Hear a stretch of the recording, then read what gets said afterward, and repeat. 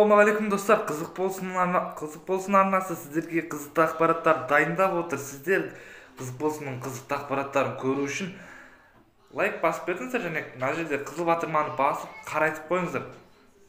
Қызық болады.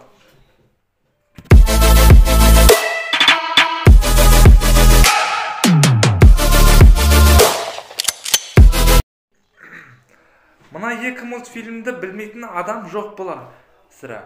Яғни Том мен Джерри және де Маяк Папай. Бұл мультфильмдердің авторы Джин Дейдж 95 жасында жақында қайтыс болды. Ал осы 95 жастағы Джин Дейдж біраз нәрсені айтқысы келген сияқты бізге.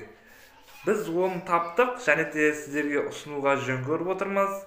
Сіздер осыны көріп, лайк басып, комментарий жазып, достарыңызбен бөлісіп, мына жердегі қызыл батырманы қара түсті етіп қойсаңыздар, сіздерге Том мен Джерридің қандай мағына беретіні жайлы екінші блогты жақында шығады.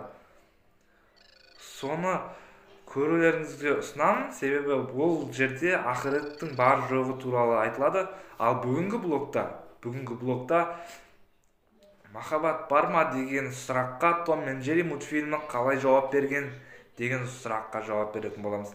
Ал ендеше біз бастаймыз. Сіздер куә болыңыздар, біз